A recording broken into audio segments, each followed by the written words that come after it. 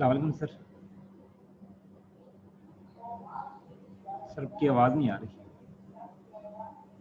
वालेकुम अस्सलाम। एक मिनट, सर कैसे हैं? अल्लाह करा। सर स्टार्ट कर लें, टाइम सर हमारा पूरा हो चुका है। चले ठीक है, मैं start।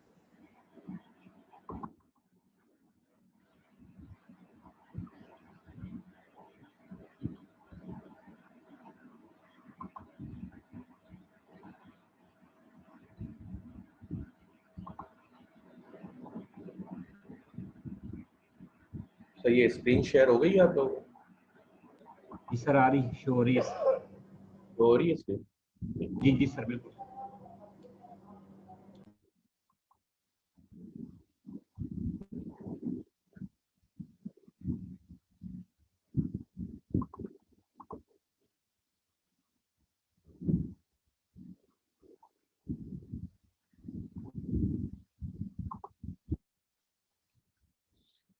अच्छा जी, लास्ट क्लास में हम लोगों ने जो पढ़ा था वो पढ़ लिया था essential element of a valid contract तक, कि वैलिड कॉन्ट्रैक्ट के कितने एसेंशियल एलिमेंट्स होते हैं। जिसमें हम बात करें तो हमने सबसे पहले पढ़ा था ऑफर एंड एक्सेप्टेंस का। फिर उसके बाद हमने उसमें लीगल रिलेशंस पढ़ा था, और इसी तरह से मुख्तलिफ काफ़ी चीज़ें पढ़ी थी जो कि 10 एसेंशियल एलिमेंट्स बन रहे थे। और हमने फिर उस पर बात करी थी कि ये एसेंशियल एलिमेंट्स जो हैं ये आगे जाके आपके 10 चैप्टर बनेंगे। तो हर किसी को हम इन डेप्थ पढ़ेंगे, डिटेल में पढ़ेंगे, जैसे कि ऑफर एंड एक्सेप्टेंस में भी हम जाएंगे तो वहाँ भी सारी डिटेल्स देखेंगे। ठीक है, अगर लास्ट क्लास से किसी को कुछ पूछना है तो पूछ ले, वरना फिर आगे चलता हूँ।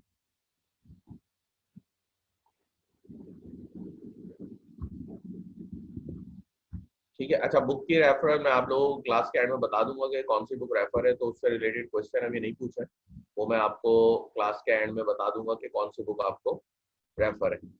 ठीक है जी, आज हम पढ़ते हैं अपना उसी चैप्टर को आगे कंटिन्यू करते हैं, काइंड्स ऑफ कॉन्ट्रैक्ट के कॉन्ट्रैक्ट की कितनी काइंड्स बनती हैं।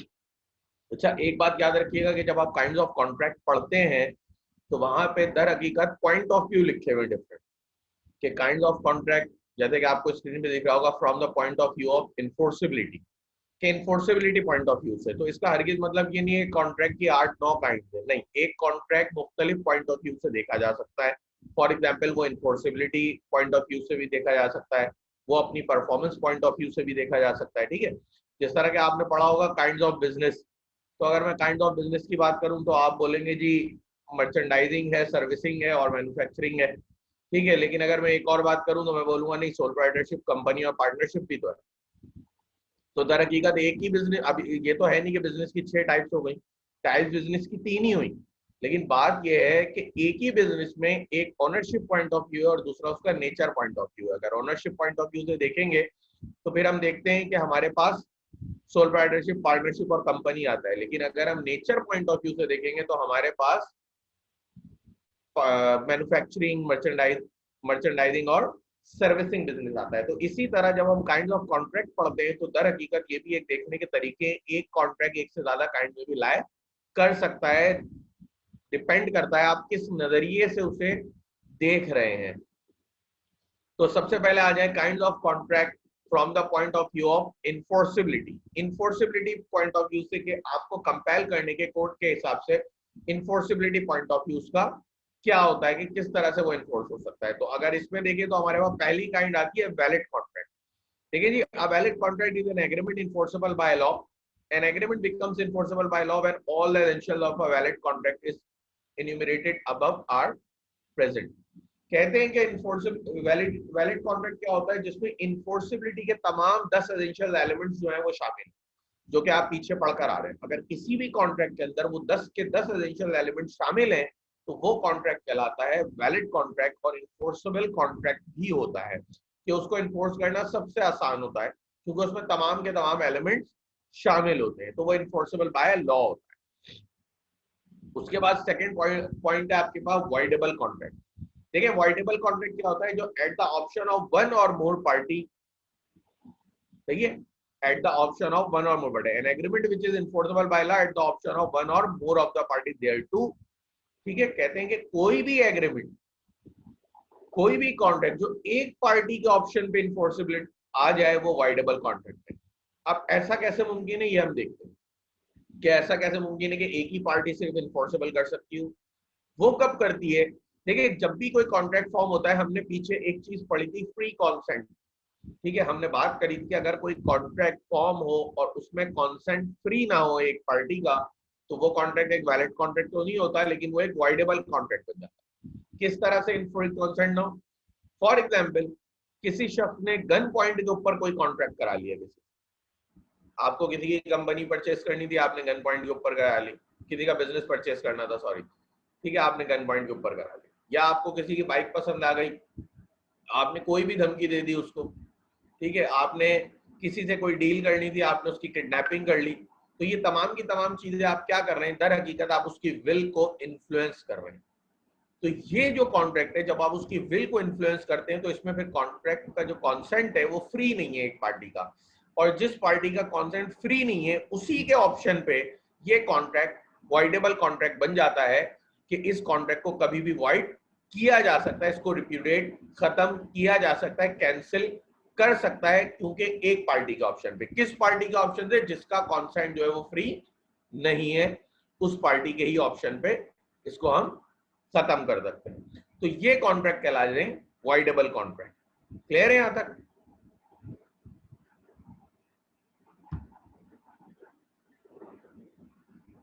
फिर उसके बाद आपके पास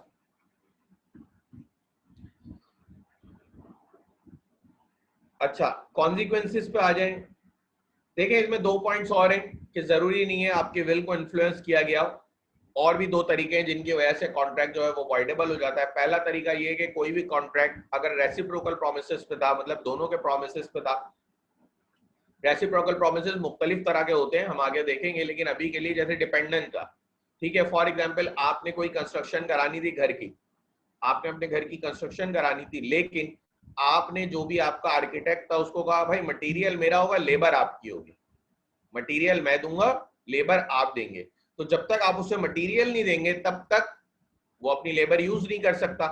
तो ऐसी सूरत हाल में वो कॉन्ट्रैक्ट वॉइडेबल हो जाता है आर्किटेक्ट की उस पर, क्योंकि आपने दर हकीकत आर्किटेक्ट को परफॉर्मेंस से रोक दिया। तो जब भी आप किसी को परफॉर्मेंस से रोकेंगे तो वो कॉन्ट्रैक्ट भी उस पार्टी के ऑप्शन पे वॉइडेबल हो जाता है। देखिए, दोनों की विल इन्फ्लुएंस नहीं हुई थी, दोनों की विल फ्री कॉन्सेंट थी, लेकिन आपने उसको एक प्रॉमिस को डिपेंड करा दिया अपने प्रॉमिस के ऊपर। ठीक है, आपने क्या कहा कि मैं तुम्हें मटेरियल दूंगा तो तुम लेबर अपनी यूज करना। तो जब आप मटेरियल ही नहीं दे सके तो वो अपनी लेबर यूज नहीं कर सका, तो ऐसी सूरत हाल में कॉन्ट्रैक्ट रिप्यूडिएट कर सकता है, रिसेंड कर सकता है, कैंसिल कर सकते हैं।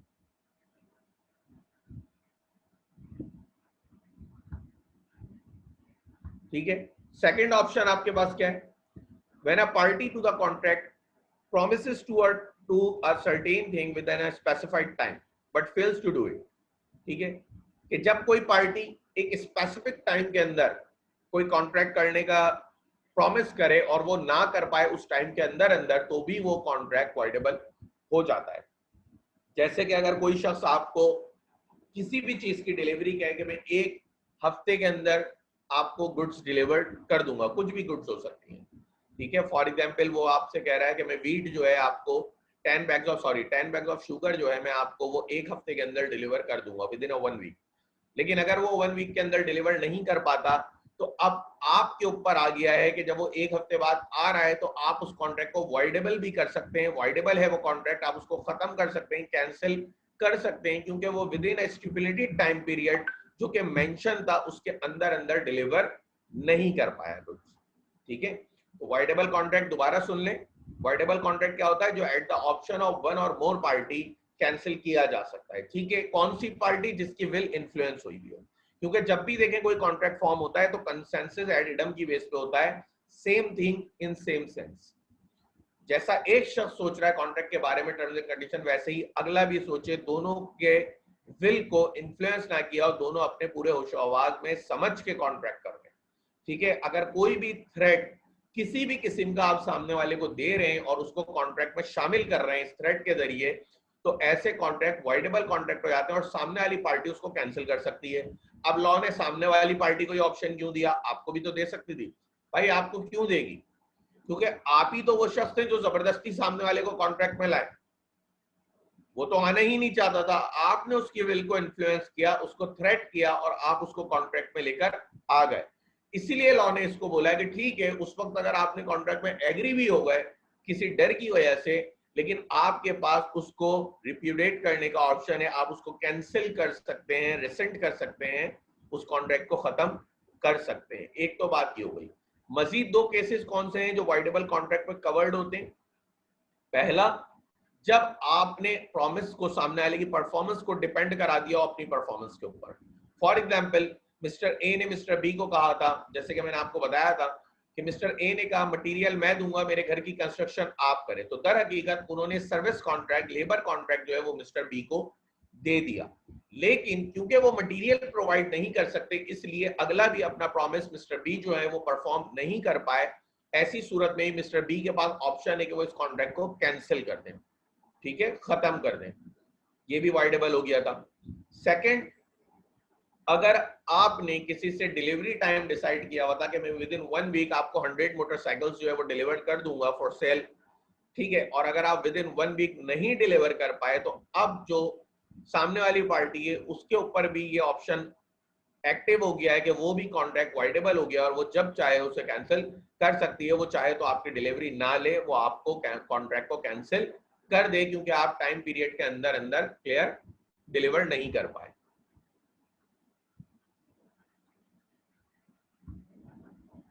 ठीक है जी। अब हम आगे बढ़ते हैं, consequences rescission of a voidable contract. देखिए, रिसिशन कहते हैं दर हकीकत कैंसिलेशन को, रिसिशन कहते हैं हम कैंसिलेशन को। कॉन्सिक्वेंसेस क्या होते हैं?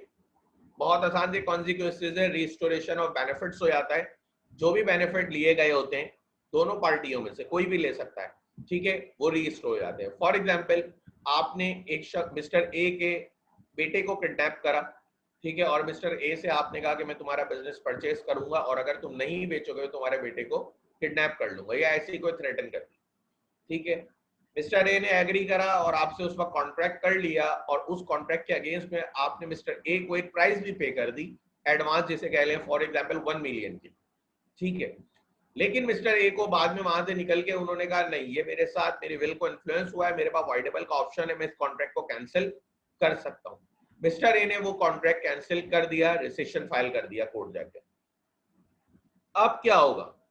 अब जो भी बेनिफिट लिए गए वो रीस्टोर होंगे। तो फिलहाल अगर देखा जाए तो पहला बेनिफिट मिस्टर ए ने ही लिया है कि मिस्टर ए ने 1 मिलियन की पेमेंट रिसीव करी है, तो वो पेमेंट भी मिस्टर ए उन्हें वापस करेंगे। तो दोनों में से कोई भी पार्टी जो है वो अगर कोई बेनिफिट ड्राइव कर चुकी है तो वो बेनिफिट रीस्टोर कर देगी, जिसके क्योंकि इसको हम ऐसे कर देंगे जैसे कॉन्ट्रैक्ट कभी था ही नहीं, ठीक है। तो दोनों पार्टियों को उनकी प्रीवियस पोजीशन पे ले आएंगे और कोई भी बेनिफिट अगर ड्राइव हुआ होगा वो बेनिफिट वापस कर दिया जाएगा। थर्ड है आपके पास वाइड कॉन्ट्रैक्ट। देखिए, वाइड के मायने को क्या होते हैं? Not binding in law. अब इसमें अगर आप आए 4th लाइन के ऊपर तो उसकी डेफिनेशन लिखी हुई है, a contract which ceases to be enforceable by law becomes void when it ceases to be enforceable, ठीक है। It follows from the definition that a void contract is not void from the inception। कहते हैं कि एक contract जो है वो enforceable by law था, लेकिन वो वाइड हो गया तो उसकी इन्फोर्सिबिलिटी भी खत्म हो गई। आसान अल्फाज में समझिए क्या मतलब, कि जब कॉन्ट्रैक्ट फॉर्म हुआ था उस वक्त वो बिल्कुल वैलिड कॉन्ट्रैक्ट था, बाद में कुछ सर्कमस्टांसेस की वजह से वो कॉन्ट्रैक्ट जो है वो वाइडेबल अनइन्फोर्सेबल हो गया, वाइड हो गया, ठीक है। मतलब जिस वक्त वो कॉन्ट्रैक्ट बना था उस वक्त वो कॉन्ट्रैक्ट बिल्कुल वैलिड कॉन्ट्रैक्ट था, लेकिन कुछ हालात ऐसे पेश आए जिनकी वजह से वो वाइड कॉन्ट्रैक्ट हो गया, अब इन्फोर्स नहीं हो सकता। किस तरह से? फॉर एग्जाम्पल, आपने किसी से डील करी, ठीक है, किसी से आपने कॉन्ट्रैक्ट करा था कि मैं आपको 10 बैग्स ऑफ शुगर जो है वो डिलीवर्ड करूंगा, ठीक है। बाद में गवर्नमेंट ने शुगर की प्राइवेट रेट पे बैंड लगा दिया कि आप नहीं कर सकते, तो ये क्या हुआ? सब्सिक्वेंटली कॉन्ट्रैक्ट आपका इलीगल हो गया। जिस वक्त फॉर्म हुआ था लीगल कॉन्ट्रैक्ट था, हर चीज थी बिल्कुल वैलिड था, लेकिन सब्सिक्वेंटली गवर्नमेंट लॉस की वजह से ये इलीगल हो गया। जैसे कि आपने पिछले दिनों सुना होगा पंजाब में पॉलीथिन बैग्स पे पाबंदी लग गई थी, ठीक है, कि पॉलीथिन बैग्स जो है वो अलाउ नहीं है, अभी भी पाकिस्तान में बहुत सी जगह नहीं है। तो वो कब, देखें फॉर एग्जाम्पल 1 जनवरी को आप किसी से कॉन्ट्रैक्ट करते हैं कि 10 kg पॉलिथीन बैग्स जो है मैं आपको डिलीवर करूंगा, ठीक है, किस दिन डिलीवर करूंगा, मैं आपको 15 जनवरी को डिलीवर करूंगा। आपने 1 जनवरी को मिस्टर ए से कॉन्ट्रैक्ट करा कि मैं आपको 15 जनवरी को 10 kg ऑफ पॉलिथीन बैग्स जो है वो डिलीवर्ड करूंगा। 5 जनवरी को 5 जनवरी को गवर्नमेंट की तरफ से लॉ आ गया कि पॉलिथीन बैग्स अब अलाउ नहीं है। तो ये क्या हुआ, जब आपने कॉन्ट्रैक्ट 1 जनवरी को बनाया था, ये एक बिल्कुल वैलिड कॉन्ट्रैक्ट था, हर चीज प्रॉपर थी, अलाउ था, लीगल था। लेकिन हुआ क्या, 5 दिन बाद गवर्नमेंट का लॉ आया, आपके कॉन्ट्रैक्ट परफॉर्म करने से पहले पहले गवर्नमेंट का लॉ आ गया कि अब जो है आप मजीद पॉलिथीन बैग्स की ट्रेड नहीं कर सकते। तो ऐसी सूरत हाल में आपका कॉन्ट्रैक्ट वाइड हो गया। तो दर हकीकत जो वाइड कॉन्ट्रैक्ट होता है, देखिए वो अपनी इंसेप्शन डेट से, बिगिनिंग डेट से वाइड नहीं होता, वो जब बना होता है तो बिल्कुल वैलिड बना होता है, लेकिन कुछ सूरत हाल की वजह से वो बाद में वाइड हो जाता है। लेकिन जिस वक्त वो बनता है वो बिल्कुल एक वैलिड कॉन्ट्रैक्ट बनता है, वाइड कॉन्ट्रैक्ट नहीं बनता। ठीक है, तो वाइड कॉन्ट्रैक्ट क्या है कि जब वो बनता है तो वो बिल्कुल वैलिड होता है, लेकिन बाद में कुछ सूरत हाल की वजह से, कुछ सर्कमस्टांसिस की वजह से वो एक वाइड कॉन्ट्रैक्ट में कन्वर्ट हो जाता है, उसकी इन्फोर्सेबिलिटी पे क्वेश्चन मार्क आ जाता है, लेकिन जिस वक्त वो बनता है उसको वैलिड होता है। तो बात कहने की यही है कि अपनी इंसेप्शन डेट से, अपनी बिगिनिंग डेट से वो कभी भी वाइड नहीं होता, वो बाद में कन्वर्ट होता है वाइड कॉन्ट्रैक्ट के अंदर।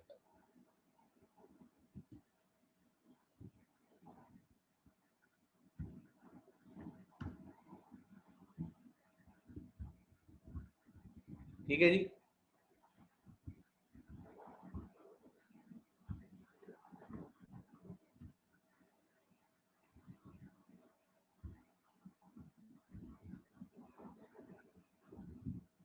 अब इसमें मजीद आप आए तो हम वो सर्कमस्टांसेस देखते हैं कि किन सर्कमस्टांसेस में जो है वो कॉन्ट्रैक्ट वाइड हो जाता है, कौन कौन से ऐसे हालात हैं जिनमें आपका एक वैलिड कॉन्ट्रैक्ट भी एक वाइड कॉन्ट्रैक्ट के अंदर कन्वर्ट हो जाता है।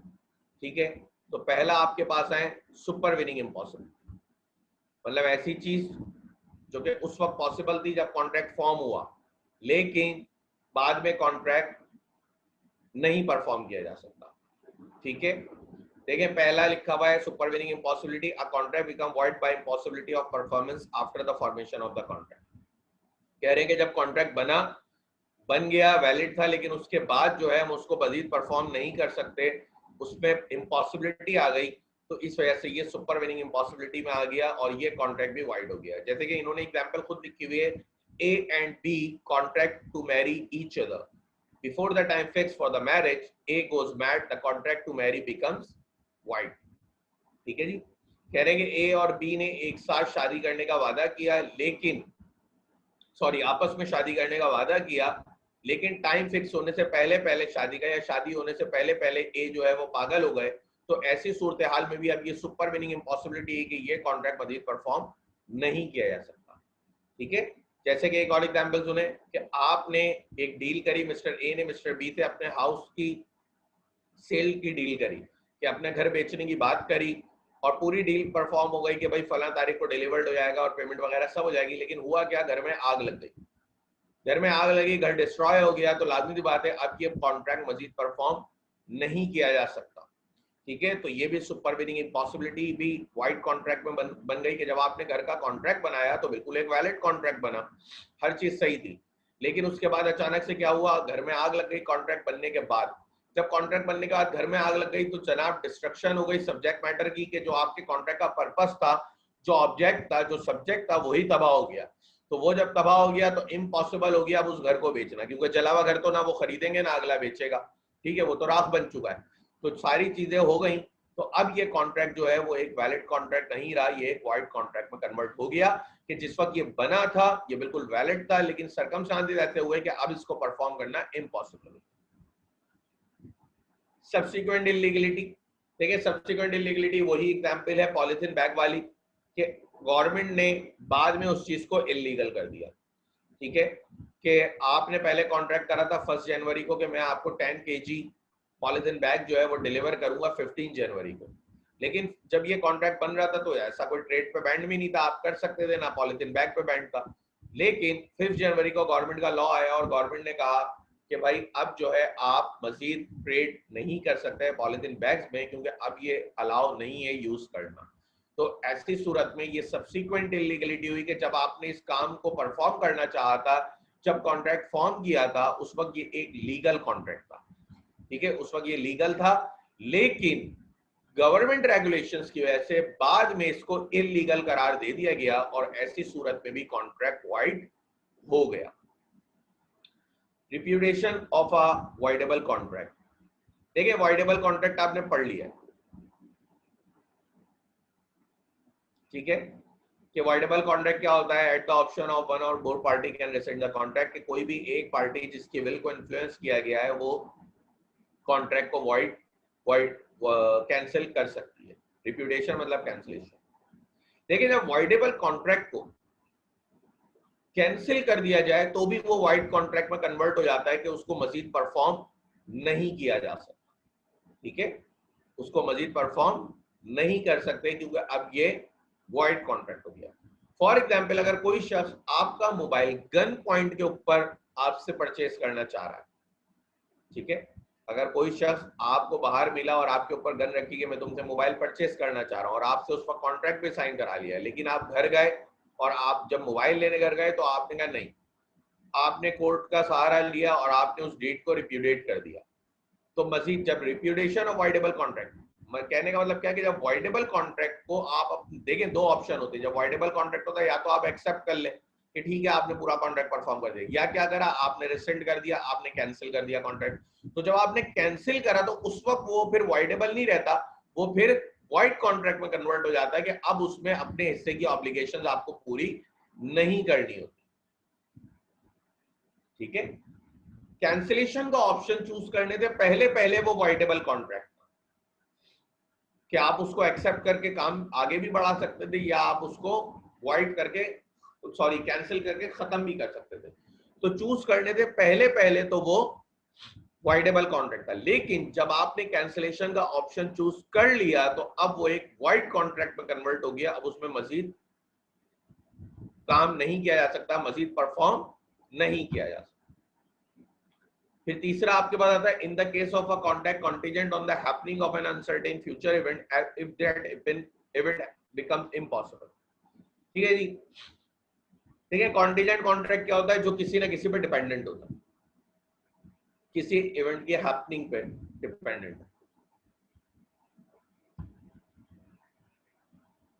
देखिए कैंसिलेशन के मायने होते हैं कि आपने कॉन्ट्रैक्ट परफॉर्म नहीं करना, आपने अपनी तरफ से कॉन्ट्रैक्ट कैंसिल कर दिया। इन्फोर्सेबिलिटी तो तब है ना जब आप उसको इन्फोर्स कराने का मतलब ये होता है कि कोर्ट आपको इन्फोर्स करता है कि आप अपने हिस्से की परफॉर्मेंस करें। फॉर एग्जाम्पल अगर आपने किसी से कार परचेज करने का कॉन्ट्रैक्ट किया था और वो शख्स आपको कार डिलीवर नहीं कर रहा पेमेंट के बाद भी, तो आप कोर्ट जाएंगे, कोर्ट जाके उसको इन्फोर्स कराएंगे। इन्फोर्सेबल कॉन्ट्रैक्ट था ना, वैलिड कॉन्ट्रैक्ट था, आप उसको इन्फोर्स कराएंगे। तो इन्फोर्स करने का मतलब ये है कि कोर्ट उसको कहेगा कि भाई कार डिलीवर करो, उसको इन्फोर्स करेगा, कंपेल करेगा कि कार डिलीवर करे। लेकिन जब आपने कॉन्ट्रैक्ट कैंसिल कर दिया तो अब तो इन्फोर्सेबिलिटी है ही नहीं। जब आपने रिप्यूडिएट कर दिया वाइडेबल कॉन्ट्रैक्ट की बेस पे तो अब वो वाइड कॉन्ट्रैक्ट बन गया, उसमें से इन्फोर्सेबिलिटी तो खत्म ही हो गई।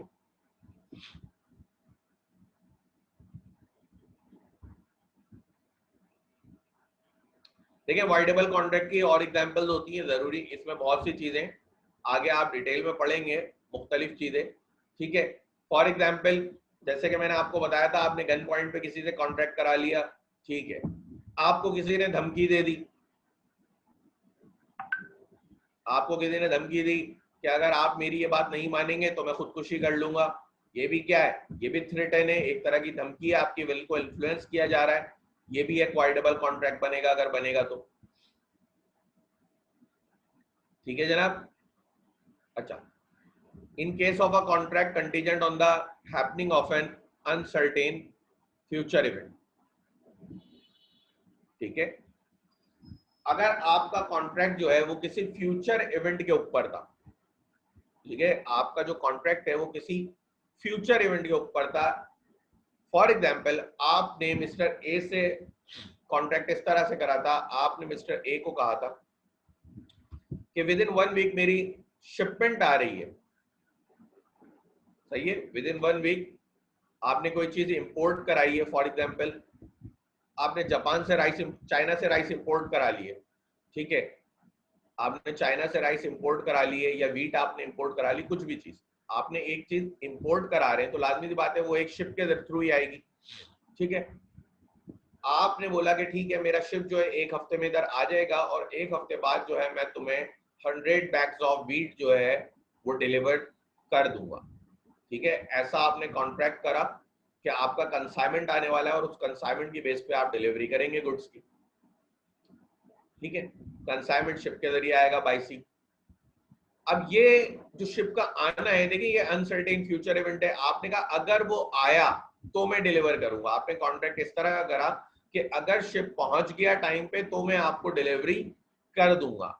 लेकिन अगर वो शिप विद इन 1 वीक नहीं पहुंचता या समंदर में तूफान आता है और वो डूब जाता है, तो इसका मतलब है जो भी कॉन्टिजेंट इवेंट था, जिस इवेंट के हैपन होने पे, जिस इवेंट के अकर होने पे आपने अपने कॉन्ट्रैक्ट को डिपेंड कराया था, वो इवेंट ही नहीं हो सकता, तो लाजमी सी बात है ये कॉन्ट्रैक्ट भी परफॉर्म नहीं हो सकता।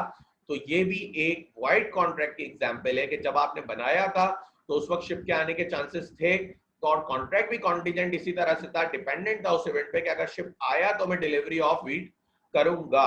लेकिन क्योंकि शिप नहीं आ सका तो फिर गुड्स आप वीट की डिलीवरी नहीं करेंगे। क्लियर है ये बात? तो ये भी एक वाइड कॉन्ट्रैक्ट में कन्वर्ट हो जाएगा। फिर नेक्स्ट आपके पास आता है कॉन्टिजेंट डिपेंडेंट। कॉन्टिजेंट के मायने होते हैं डिपेंडेंट होगा।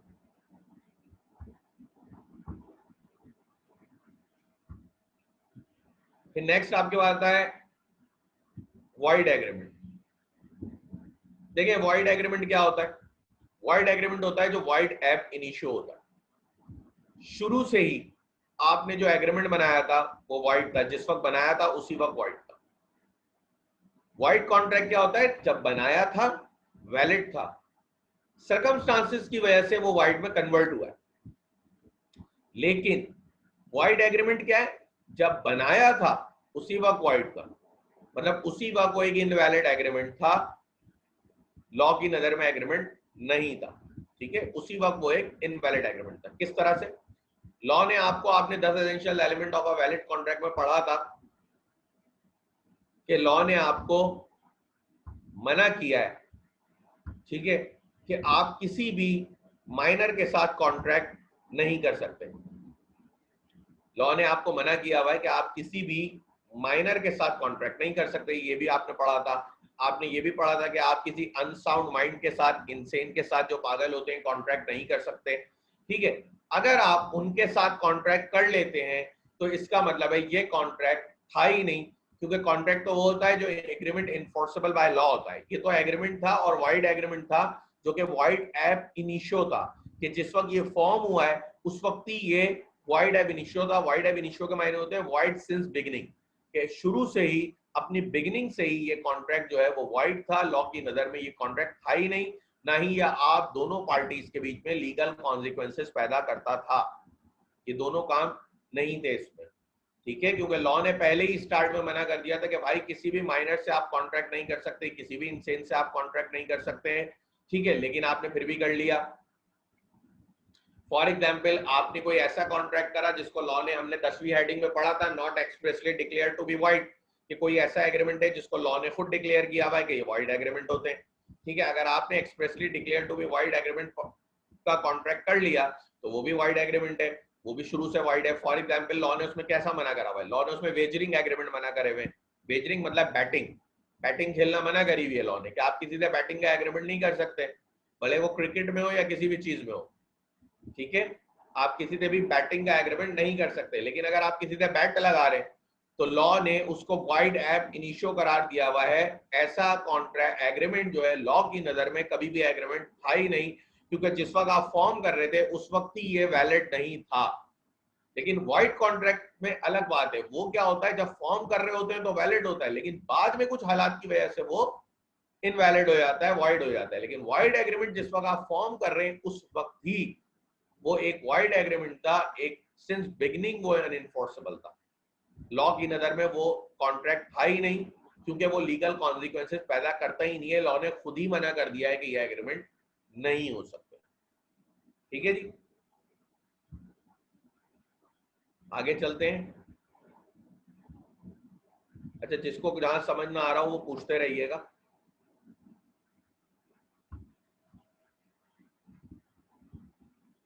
देखिए, obligation of a person who has received advantage under wide agreement and contract that becomes wide.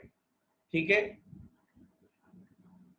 कोई भी ऑब्लिगेशन क्या आती है, अगर वही बात है किसी भी पर्सन ने कोई एडवांटेज लिया हुआ है किसी भी कॉन्ट्रैक्ट में वाइड एब इनिशियो में, तो वो रिस्टोरेशन ऑफ बेनिफिट्स होगा, बेनिफिट्स को रिस्टोर करेंगे।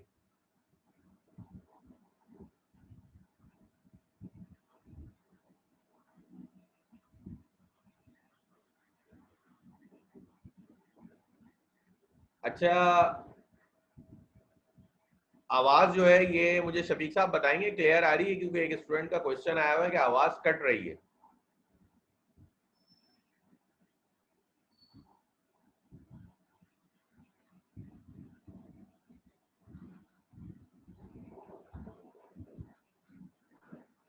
सर, ये जो को होस्ट है मेरे साथ, इनमें से कोई मुझे बता दें कि आवाज क्लियर आ रही है उनको, क्योंकि एक स्टूडेंट ने बोला है कि उनको आवाज नहीं पहुंच रही है।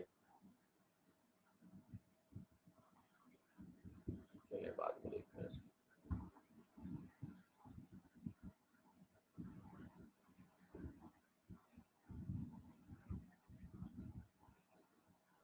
अच्छा, आवाज सही है सर, वो हो सकता है आपके अपने नेट का प्रॉब्लम हो, क्योंकि बाकी स्टूडेंट्स को तो आवाज सही आ रही है। अच्छा, कॉन्टिजेंट का कॉन्सेप्ट यही है कि हैपनिंग ऑफ एन इवेंट होता है।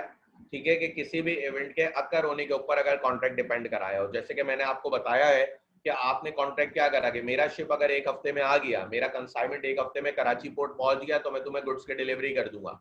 ये क्या करा आपने, happening of an event, ship का आना एक इवेंट का हैपन होना है। ठीक है, तो आपने उस पर डिपेंड करा दिया है।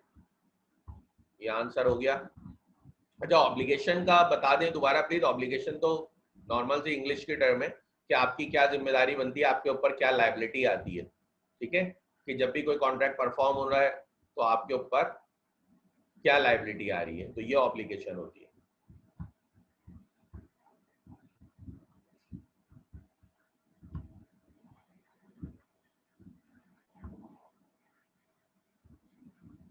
ठीक है जी, तो अब हम आगे बढ़ जाते हैं, अपनी नेक्स्ट हेडिंग की तरफ चलते हैं कि कॉन्सिक्वेंसेस क्या होंगे या ऑब्लिगेशंस क्या होती हैं जब भी कोई कॉन्ट्रैक्ट वाइड हो जाए, तो उसमें क्या क्या ऑब्लिगेशंस हमारे पास आती हैं। अच्छा, वाइड एब इनिशियो क्या होता है? वाइड एब इनिशियो वाइड सिंस बिगिनिंग, कि जब कॉन्ट्रैक्ट बना था उस वक्त ही वाइड था। ठीक है, तो बेसिकली वाइड एब इनिशियो कहलाता है वो, कि जब कॉन्ट्रैक्ट बना था वो वाइड था। अच्छा, obligation of person who has received advantage under wide agreement or contract that becomes void। देखें, कह रहे हैं कि कोई भी ऑब्लिगेशंस क्या आती हैं जब कॉन्ट्रैक्ट वाइड हो जाए। देखिए, बाद औकात ऐसा होता है कि आप जब कॉन्ट्रैक्ट फॉर्म कर रहे होते हैं वो उस वक्त ही वाइड होता है जब आप उसको फॉर्म कर रहे होते हैं, लेकिन आपको पता नहीं होता, आपको पता नहीं होता, बाद में डिस्कवर्ड होता है कि ये कॉन्ट्रैक्ट जो है ये वाइड कॉन्ट्रैक्ट था।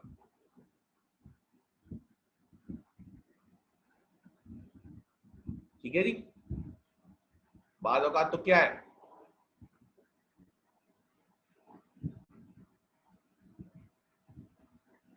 ठीक है, कि जब कॉन्ट्रैक्ट बन रहा है, आपको पता था वाइड एब इनिशियो कि आप जानबूझ के एक माइनर के साथ कॉन्ट्रैक्ट कर रहे थे, लॉ ने आपको मना भी करा हुआ है, फिर भी आप एक माइनर के साथ कॉन्ट्रैक्ट कर रहे हैं। ठीक है, ये तो आपको पता था, लेकिन बाद औकात कॉन्ट्रैक्ट का ऐसा भी होता है कि जब आप कॉन्ट्रैक्ट कर रहे हैं तो आपको नहीं पता वो वाइड है, लेकिन दर हकीकत वो इंसेप्शन डेट से ही वाइड होता है। कैसे?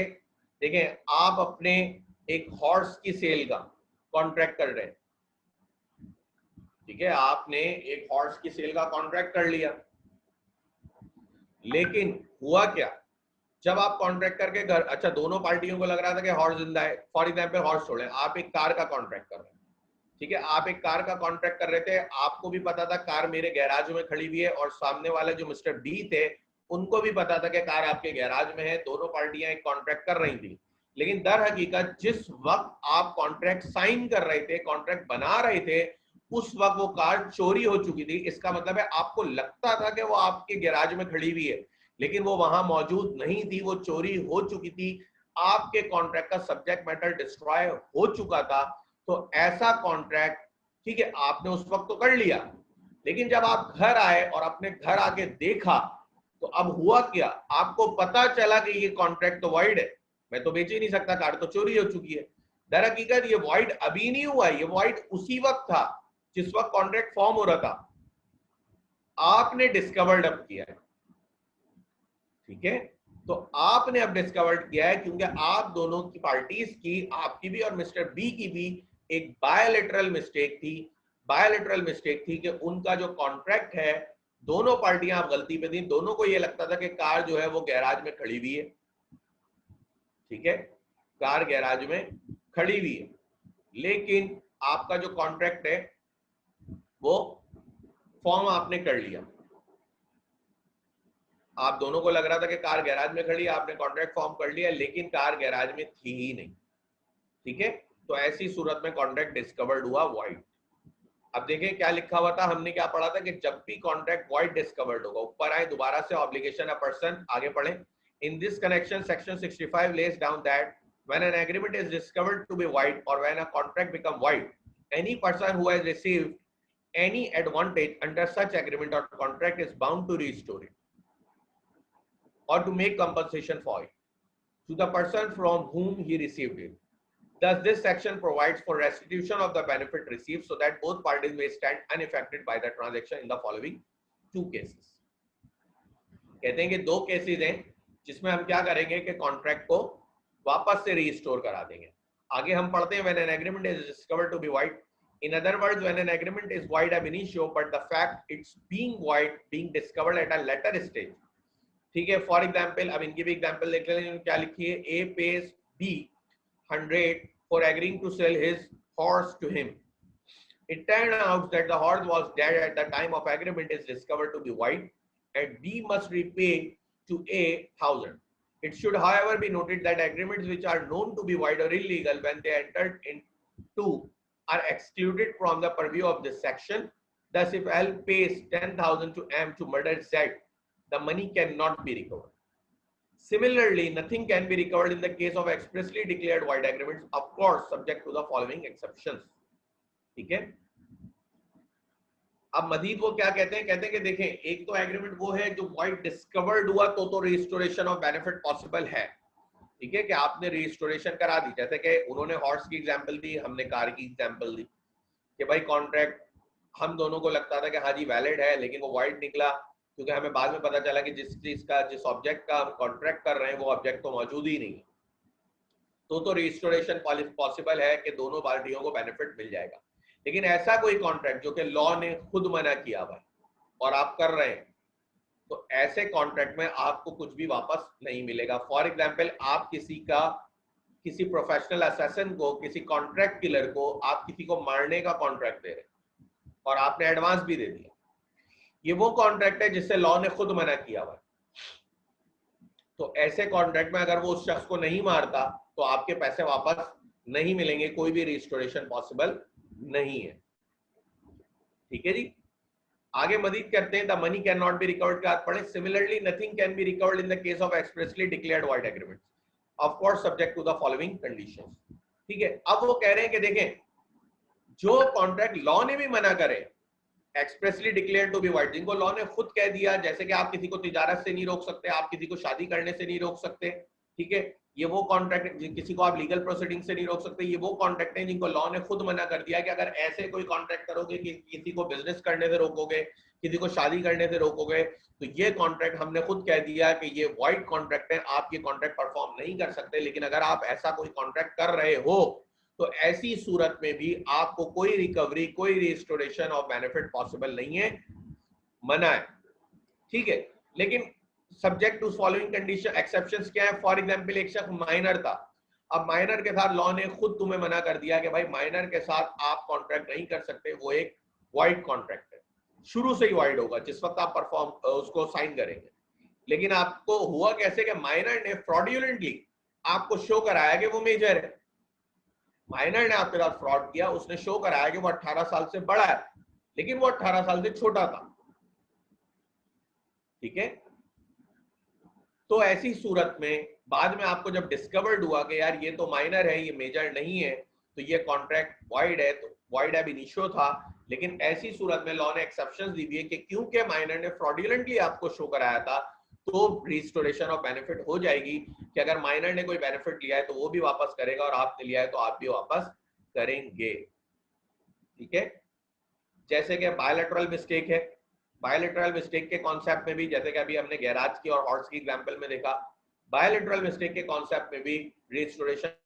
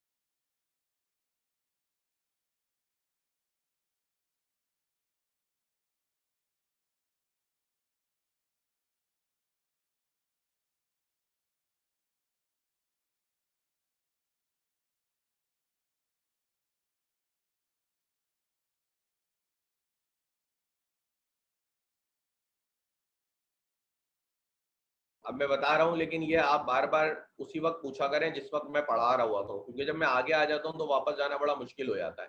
ठीक है, वाइडेबल कॉन्ट्रैक्ट सुन लें, that the option of one और मोर पार्टी, आप किसी भी एक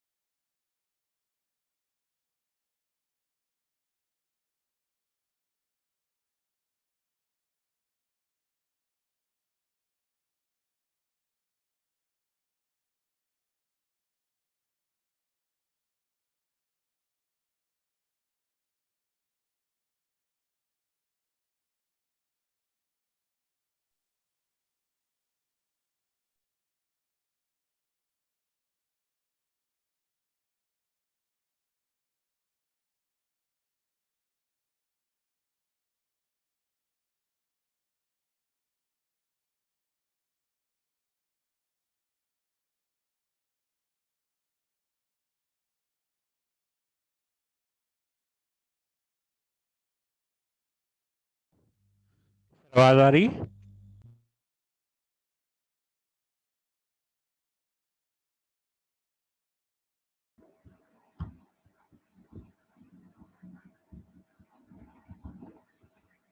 देखें जब आपने लिखा अगर कार एग्रीमेंट के करने के बाद चोरी हो गई, तो देखें अगर बाद में चोरी होगी तो फिर वो वाइड एब इनिशियो नहीं था, वो वाइड एग्रीमेंट हुआ, वो वाइड कॉन्ट्रैक्ट हुआ कि आपने जब बनाया था तो वो वैलिड था, लेकिन उसके बाद वो कुछ आपकी कार चोरी हो गई, मतलब आपका ऑब्जेक्टिव डिस्ट्रॉय हो गया, तो ऐसी सर्कमस्टांसिस की सूरत में वो वाइड कॉन्ट्रैक्ट में कन्वर्ट हुआ है, वो फिर वाइड होगा, वाइड एब इनिशियो नहीं होगा, वाइड एग्रीमेंट नहीं होगा। मतलब sir, what if we come to know that the contract was void at the time of contract but we didn't discover it for a longer period?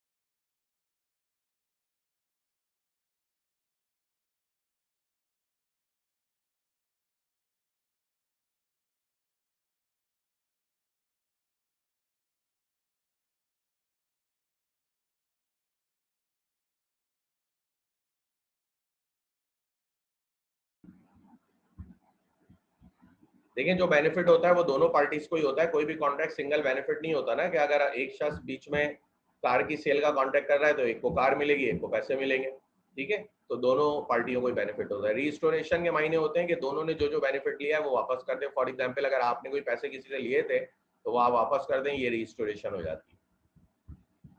Restoration का procedure क्या होगा horse वाले case में? Procedure को आपने नहीं पढ़ना, आपने सिर्फ वर्डिक्ट देना होता है फाइनल, ठीक है, उसके जो भी प्रोसीजर है वो आपने सिर्फ ये देखना है, मैंने पहले ही बताया था कि आपने लॉ जज की नज़र से पढ़ना है, आपने फाइनल देखना है कि इसका आंसर लॉ इसके बारे में क्या कहता है, ठीक है, प्रोसीजर रहने देना।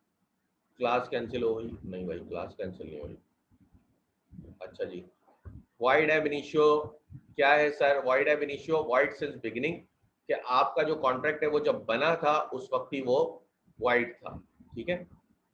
अच्छा सर, जिस वक्त कॉन्ट्रैक्ट हुआ वो इलीगल था, हमें पता नहीं, तो ये वाइड कॉन्ट्रैक्ट है? नहीं सर, वो अगर इलीगल कॉन्ट्रैक्ट होगा आपको लाजमी पता होगा, क्योंकि आपने रोड पे भी पढ़ा होगा, ignorance of law is no excuse. अगर आपको किसी लॉ का नहीं पता तो आपकी गलती है, ठीक है। जैसे कि अगर आप ट्रैफिक सिग्नल तोड़ दें और आप कहेंगे मुझे तो पता ही नहीं था कि रेड लाइट, और जब चालान काटने वो आए आप कहें मुझे तो पता ही नहीं था कि रेड लाइट जो है उस पर रुकना होता है, ठीक है, तो वो तब भी चालान काट देंगे, वो आप कहेंगे कि आपकी गलती है। Ignorance of law is no excuse, कि अगर आपने लॉ को इग्नोर किया है सिर्फ इसलिए कि आपको पता नहीं था, तो इसमें कोई हम आपको रिलीफ नहीं देंगे, ठीक है जी।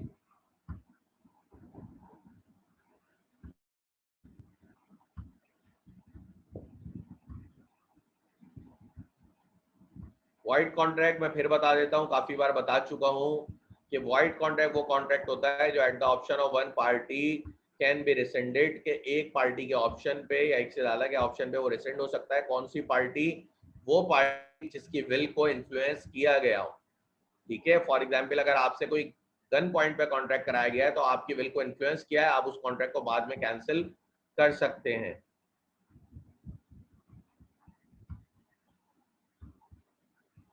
बायलैटरल मिस्टेक, जो दोनों पार्टियां मिस्टेक पे थी, जैसे कि हमने अभी देखा था कि दोनों पार्टियां जो है वो मिस्टेक पे थी कि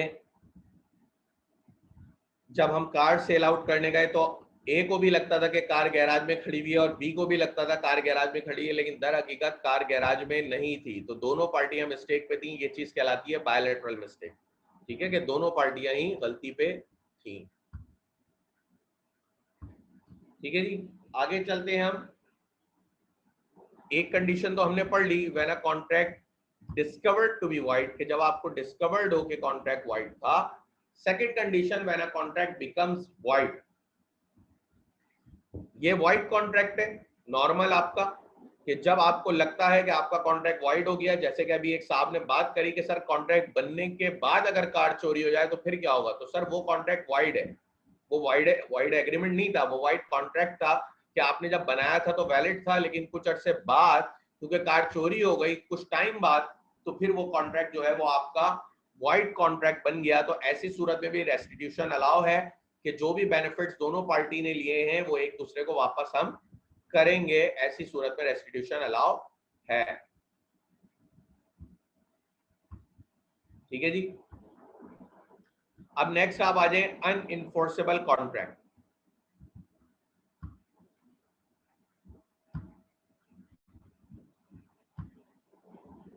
अनइंफोर्सेबल कॉन्ट्रैक्ट कौन से कॉन्ट्रैक्ट होते हैं? हाँ, दोनों पार्टीज के मिस्टेक को बेनिफिट रिकवर हो जाते हैं। दोनों पार्टीज की मिस्टेक का ही मतलब बायलैटरल मिस्टेक है। ठीक है, तो वो बेनिफिट रिकवर हो जाएंगे, रीस्टोर हो जाएंगे। अच्छा जी, अनइंफोर्सेबल कॉन्ट्रैक्ट कौन से कॉन्ट्रैक्ट होते हैं देखें। Unenforceable contract is one which is valid in itself, but it is not capable of being enforced in a court of law because of some technical defect. ठीक है जी, कह रहे हैं कि किसी आपने जब कॉन्ट्रैक्ट फॉर्म किया तो वो सही तो था, उसकी हर चीज सेट थी, लेकिन किसी टेक्निकल डिफेक्ट की वजह से वो इनफोर्स नहीं हो सकता। जैसे कि एक कॉमन मिस्टेक हमारे माशरे में बहुत ज्यादा होती है, जब भी आप किसी से एग्रीमेंट बनवाते हैं, ठीक है, नॉर्मली जब आप एग्रीमेंट बनाते हैं तो एग्रीमेंट स्टैम्प पेपर पे बनता है। ठीक है, आपने नाम भी सुना होगा स्टैम्प पेपर। बेसिकली वो जो स्टैम्प लगी हुई होती है, हर स्टैम्प की एक वैल्यू होती है जो एक सम को इंश्योर्ड करती है। जब भी आप देखें मार्केट में मुख्तलिफ प्राइजेस के स्टैम्प पेपर होते हैं, 500 वाला भी होता है, 1000 वाला भी होता है, 50 वाला भी होता है, 100 वाला भी होता है।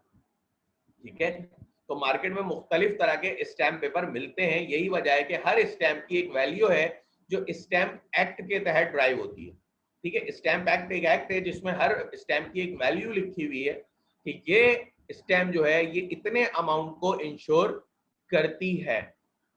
ठीक है जी, तो एक टेक्निकल मिस्टेक जो नॉर्मली बहुत ज्यादा होती है, फॉर एग्जांपल 100 रुपए वाली जो स्टैंप होती है वो 1 मिलियन को, 1 मिलियन का मतलब होता है 10 लाख, ठीक है, 100 रुपए वाली जो स्टैंप है वो 1 मिलियन को इंश्योर कर देती है कि आप 1 मिलियन तक का कॉन्ट्रैक्ट के ऊपर कर सकते हैं। लेकिन अगर आप 1.5 मिलियन पे जाते हैं तो आपको 100 रुपए वाली स्टैंप नहीं लगानी। ठीक है जी, अब आपको उससे वैल्यू बढ़ानी पड़ेगी। फॉर एग्जाम्पल अगर आप 1 मिलियन का कॉन्ट्रैक्ट कर रहे हैं आप 100 रुपए वाले स्टैम्प पेपर पे कर सकते हैं, लेकिन आप 10 मिलियन का कॉन्ट्रैक्ट, 1 करोड़ का कॉन्ट्रैक्ट आप 100 वाले स्टैम्प पेपर पे नहीं कर सकते। ठीक है, अगर आप करते हैं, देखिए जब आपने करा आपके कॉन्ट्रैक्ट में तमाम 10 एसेंशियल एलिमेंट्स थे जी, ऑफर एक्सेप्टेंस भी, लीगल रिलेशन भी था, राइटिंग रजिस्ट्रेशन सब कुछ हुआ हुआ है, हर चीज है, एक वैलिड कॉन्ट्रैक्ट आपने बनाया, लेकिन फिर भी वो अनइंफोर्सेबल है। क्यों? क्योंकि उसमें टेक्निकल डिफेक्ट है, आपने जो स्टैंप यूज करी है उसकी वैल्यू कम है। गवर्नमेंट की तरफ से जो वैल्यू है वो ज्यादा होनी चाहिए, आपने जो स्टैंप यूज करी है उसकी वैल्यू कम है, क्योंकि आपको 1 करोड़ का स्टैंप पेपर 1000 रुपए वाला यूज करना चाहिए था, क्योंकि 100 रुपए जो है वो 1 मिलियन को इंश्योर करते हैं, तो इसका मतलब है 10 मिलियन के लिए 1000 रुपीज वाला स्टैंप पेपर होना चाहिए था, लेकिन क्योंकि आपने वो यूज नहीं किया तो ये वजह है कि आपके कॉन्ट्रैक्ट में टेक्निकल डिफेक्ट आ गया और वो अनइंफोर्सेबल हो गया। तो अनइंफोर्सेबल दर हकीकत ये टाइप होती है कि हर चीज है वैलिड है, लेकिन एक टेक्निकल डिफेक्ट की वजह से, जैसे कि मैंने एग्जांपल दी एक स्टैम्प पेपर की, कि आपने हर चीज करी, तमाम चीजें गवाह वगैरह हर चीज कर दी, लेकिन टेक्निकल डिफेक्ट क्या रह गया, जो कि नॉर्मली बहुत ज्यादा हमारे उसमें रहता भी है कि लोग नहीं इस चीज को कंसीडर कर रहे होते। आपने क्या करा कि जो स्टैम्प पेपर यूज करा वो सस्ता वाला यूज करा, आपने 1000 की जगह 100 रुपए वाला यूज कर लिया 1 करोड़ के कॉन्ट्रैक्ट के लिए, इसलिए आपका कॉन्ट्रैक्ट अनइंफोर्सेबल है, क्योंकि उसमें टेक्निकल डिफेक्ट है। ठीक है सर, अनइंफोर्सेबल कॉन्ट्रैक्ट ही बता रहा हूं कि कोई भी कॉन्ट्रैक्ट जिसके अंदर तमाम एसेंशियल एलिमेंट्स थे, हर चीज थी, वैलिड था, लेकिन एक टेक्निकल डिफेक्ट की वजह से वो अनइन्फोर्स रह गया, कॉन्ट्रैक्ट इन्फोर्स नहीं कराया जा सकता। जैसे कि मैंने स्टैम्प पेपर की एग्जांपल दी कि स्टैम्प पेपर पे हर स्टैम्प की वैल्यू होती है, 50 रुपए वाले, 100 रुपए वाले, 200 रुपए वाले, हर स्टैम्प की एक वैल्यू है। लेकिन अगर आप उसको फॉलो नहीं कर रहे, ठीक है, आपने एक 100 रुपए वाला स्टैम्प पेपर 10 लाख तक के कॉन्ट्रैक्ट बनाता है, लेकिन अगर आप 1 करोड़ के कॉन्ट्रैक्ट में 100 रुपए वाला स्टैम्प पेपर यूज कर रहे हैं, तो आपकी हर चीजें, राइटिंग वगैरह सब हुई हुई है, लेकिन फिर भी इन्फोर्स नहीं करा सकते क्योंकि टेक्निकल डिफेक्ट क्या आ गया, स्टैम्प की वैल्यू का। ठीक है, तो ऐसे कॉन्ट्रैक्ट अनइन्फोर्सेबल कॉन्ट्रैक्ट कहलाते हैं। One more example sir, writing registration जरूरी थी, आपने नहीं कराई। ठीक है, किसी भी कॉन्ट्रैक्ट को राइटिंग रजिस्ट्रेशन जरूरी थी, आपने नहीं कराई, क्योंकि आपको याद होगा कि मैंने आपको कहा था contract can be oral, can be written, लेकिन कुछ कॉन्ट्रैक्ट ऐसे होते हैं जिनमें रिटर्न कॉन्ट्रैक्ट करना जरूरी होता है। तो आपने करा, सब कुछ करा, क्योंकि आपने कहा कि लॉ ने तो अलाउ करा हुआ है can be written, can be oral, तो आपने ओरली एक कॉन्ट्रैक्ट कर लिया, राइटिंग नहीं कराई, या रिटर्न में तो लिया, उसकी रजिस्ट्रेशन नहीं हुई। ठीक है, या आपने सब कुछ करा, कॉन्ट्रैक्ट स्टैम्प पेपर पे नहीं बनाया, एक नॉर्मल कंपनी के पेपर पे बना लिया। ठीक है, तो ये आपने क्या चीज करी, आपने टेक्निकल डिफेक्ट कर दिया। देखिए, ना आपकी विल इन्फ्लुएंस थी, ना आपने माइनर से करा, कुछ भी आपने नहीं करा, सारी चीजें आपने रखी, लेकिन आपने रिटर्न में नहीं करा, ओरली कर लिया, तो ये भी अनइन्फोर्सेबल हो सकता है कि ऐसा कॉन्ट्रैक्ट है जिसकी लॉ ने खुद कहा हुआ है कि रिटर्न जरूरी है, और आगे आप देखेंगे ऐसा कॉन्ट्रैक्ट जिसमें लॉ ने कहा हुआ है कि रिटर्न जरूरी है, लेकिन आपने उसको रिटर्न नहीं लिया, तो ऐसी सूरत में भी आपने एक टेक्निकल डिफेक्ट कॉन्ट्रैक्ट में छोड़ दिया, जिसकी वजह से वो इन्फोर्स नहीं कराया जा सकता।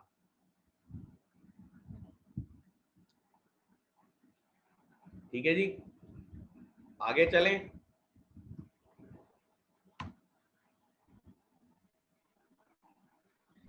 अच्छा जी, अब एक आपके पास टर्म आपको बोर्ड पे दिख रही होगी,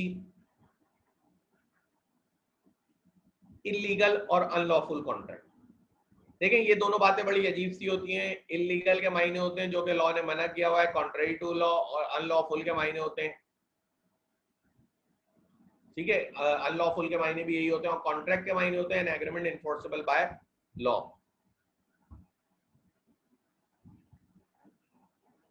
सर ये व्हाइट कॉन्ट्रैक्ट नहीं है सर, ये अनइन्फोर्सेबल कॉन्ट्रैक्ट है। व्हाइट कॉन्ट्रैक्ट एक अलग चीज है, अनइन्फोर्सेबल अलग है, इसमें तमाम चीजें थी, लेकिन टेक्निकल डिफेक्ट था। ठीक है, एक तो आंसर ये हो गया। दूसरा, ओरल कॉन्ट्रैक्ट की वायलेशन पे गवर्नमेंट कैसे एक्शन लेगी? सर एक्शन लेना आपका काम नहीं है गवर्नमेंट की, उस पर आपका काम है अपनी सजा सुनाना। सही है, ओरल कॉन्ट्रैक्ट था, मैंने आपको पहले भी बताया, लॉ ये बहुत पुराना लिखा गया था, उस वक्त ओरली चीजें हो जाती थी, लेकिन आज के दौर में ओरल चीज प्रूव करना एक बहुत मुश्किल काम है।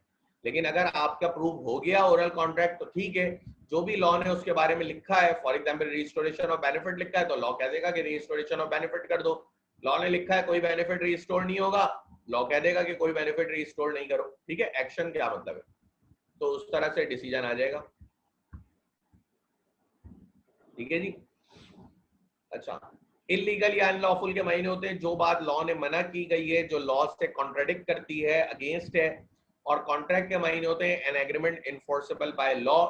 तो इसको बेसिकली आप इलीगल एग्रीमेंट कंसीडर करें, इलीगल कॉन्ट्रैक्ट कंसीडर नहीं करें, क्योंकि इलीगल कॉन्ट्रैक्ट दर हकीकत कोई चीज नहीं होती।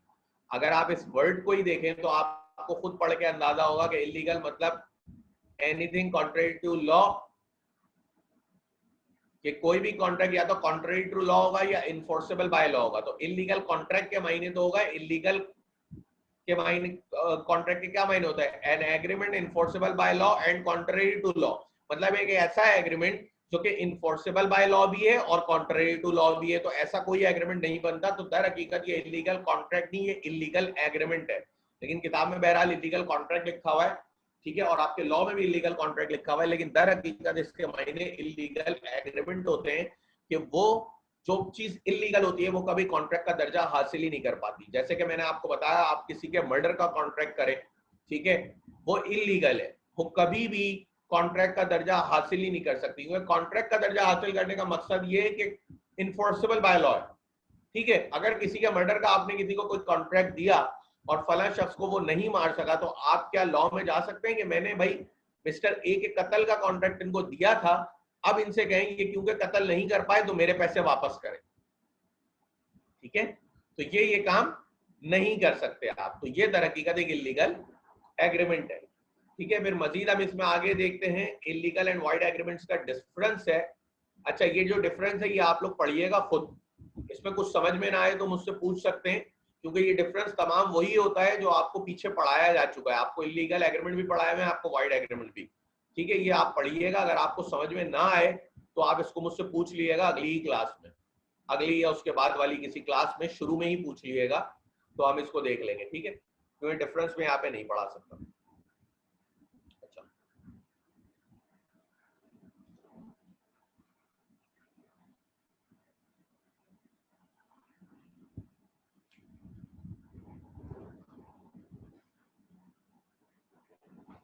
अब मजीद हम आगे चलते हैं। देखिए, अब मजीद काइंड ऑफ कॉन्ट्रैक्ट है हमारे पास, लेकिन ये काइंड ऑफ कॉन्ट्रैक्ट है क्रिएशन पॉइंट ऑफ व्यू से। एक मिनट, अच्छा हाँ, बुक का नाम आप लोग नोट कर लें, एमसी कुच्चल साहब की किताब है। मैं बुक का नाम बता देता हूँ, एमसी कुच्चल साहब की किताब है। ठीक है, और एक और चीज नोट कर लें आप, मैं आप लोगों को अपना नंबर भी स्क्रीन पे शो करा देता हूँ।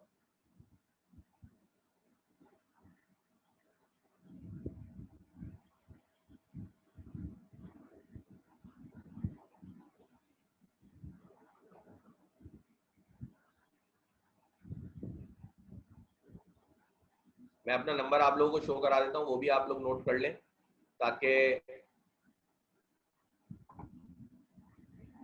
फिर आप लोग मुझे मैसेज कर दिएगा तो मैं ये व्हाट्सएप ग्रुप बना दूंगा। ये नंबर जरा नोट कर लें आप लोग। ठीक है, इस पे आप अपना नेम लिख के मुझे मैसेज कर देंगे तो मैं व्हाट्सएप ग्रुप बना दूंगा, जहाँ पे मैं ये तमाम स्लाइड्स वगैरह जो है वो शेयर करा दूंगा। ठीक है, नंबर नोट कर लें।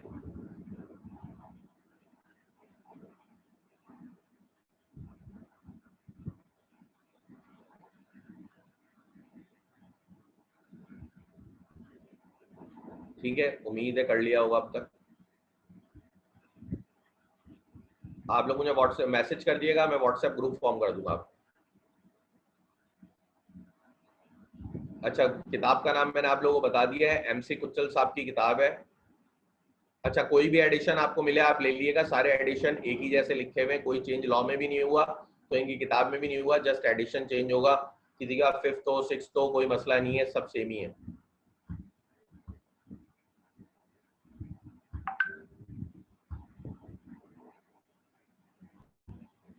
बुक का नाम बता दिया है, एमसी कुच्चल साहब की किताब है।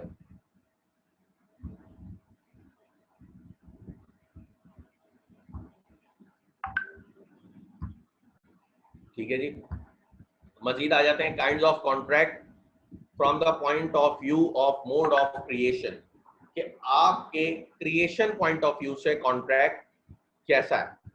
ठीक है, कि आपने क्रिएशन पॉइंट ऑफ व्यू से किस तरह से लिया हुआ है कॉन्ट्रैक्ट।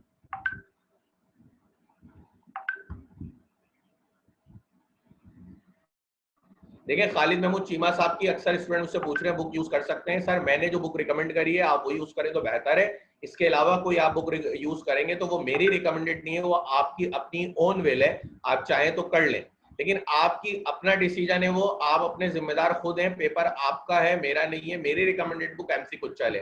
अब अगर आप मार्केट से 10 किताबों के नाम लाएंगे, वो करें वो करें वो करें, वो मुझे नहीं पता।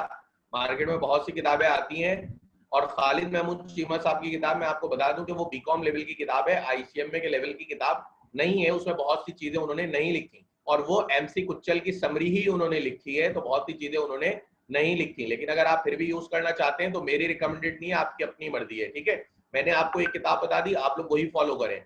उसके अलावा अगर आप कोई बात करते हैं तो वह एक अलग है। एमसी कुच्चल साहब की किताब है, व्हाट्सएप ग्रुप बनेगा, मैं वहां पे भी नाम शेयर करा दूंगा। ठीक है, हम आगे बढ़ते हैं। एमसी कुच्चल की किताब मेरी रिकमेंडेड है। ठीक है,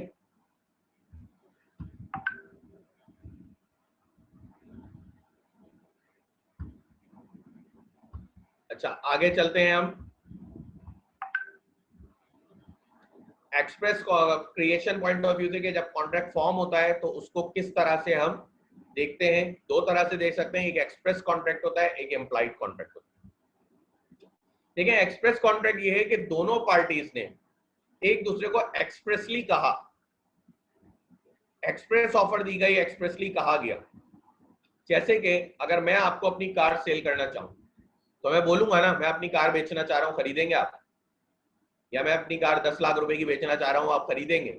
ये एक एक्सप्रेस कॉन्ट्रैक्ट है। मैं आपको लेटर के थ्रू भी कह सकता हूँ, रिटर्न आपको ओरली भी कह सकता हूँ, लेकिन मैं अपने वर्ड्स को एक्सप्रेस कर रहा हूँ कि मैं ये काम करना चाहता हूँ। तो ये तो हो गया एक्सप्रेस कॉन्ट्रैक्ट। मैंने आपको, अच्छा आप जब किताब पढ़ेंगे तो आपका लेटर का जिक्र बहुत ज्यादा है किताब में, कि लेटर लिखा, लेटर आया। वजह क्या है? वो वजह ये है कि जिस वक्त का ये लॉ लिखा हुआ है उस वक्त ईमेल्स वगैरह नहीं होते थे, ठीक है, टेलीफोन्स वगैरह की एक्सेस, मोबाइल फोन्स की इतनी ज्यादा नहीं थी, तो लेटर्स पे ज्यादा काम होता था, ठीक है। जैसे कि पहले फैक्स बहुत ज्यादा चलते थे, अब फैक्स थोड़े कम हो गए जब से ईमेल आ गई है, तो ये वजह है। तो एक्सप्रेस कॉन्ट्रैक्ट क्या है कि ओरल और रिटर्न जो है अगले ने बता दिया आपको, ठीक है, कि मैं ये काम करना चाहता हूँ, अपनी फीलिंग्स को एक्सप्रेस कर दिया, तो ऐसे कॉन्ट्रैक्ट एक्सप्रेस कॉन्ट्रैक्ट बन रहा है। इम्प्लाइड क्या है कि दोनों पार्टियां बोलती नहीं है लेकिन उनके एक्शन से कॉन्ट्रैक्ट बन जाता है, उनके कंडक्ट से बन जाता है। फॉर एग्जाम्पल, आप बस स्टॉप पे खड़े हुए, बस आके रुकी, आप बैठ गए, बस आके रुकी है, बस वाले ने आपको कहा नहीं आप बैठो, ठीक है, बस वाले ने आपको कहा नहीं आप बैठो, बस सिर्फ रुकी, आप बैठ गए और फिर कंडक्टर ने आपसे एक किराया ले लिया। अब आप उसको ये तो नहीं कहेंगे ना मैं तो किराया नहीं दूंगा, हमारे बीच कोई कॉन्ट्रैक्ट नहीं, ये एक इम्प्लाइड कॉन्ट्रैक्ट था, जो सोसाइटी का कस्टम था, जो कंडक्ट था, आप दोनों के एक्शन से लगा कि ये कॉन्ट्रैक्ट बनना है। आप स्टेशन गए, आपने सामान रखा हुआ था, कूली आया, उसने सामान उठा लिया, आपने भी नहीं रोका, आप भी साथ साथ चलने लगे। कूली जब सामान रखेगा तो आपने फिर उसको पैसे देने, आप दोनों के बीच में एक इम्प्लाइड कॉन्ट्रैक्ट बन गया था जो आपके एक्शन से बना था। आप किसी होटल में गए, अभी आपने पानी मांगा नहीं था, उसने पानी लाके रखा, आपने खोल के पीना शुरू कर दिया, आपने खोल के पीना भी शुरू कर दिया, तो ये भी क्या हुआ, आपने मांगा तो नहीं, आप तो सिर्फ जाके बैठे, उसने फौरन से लाके रख दिया, ये भी आपके बीच एक इम्प्लाइड कॉन्ट्रैक्ट हुआ है, ठीक है। तो मोड ऑफ क्रिएशन दो तरह से हो सकती है, एक तो एक्सप्रेस होती है कि आप एक्सप्रेसली खुद पता है, दूसरी इम्प्लाइड होती है कि वो आपको एक्शन से कॉन्ट्रैक्ट फॉर्म हो रहा हो, तो ये इम्प्लाइड कॉन्ट्रैक्ट होता है।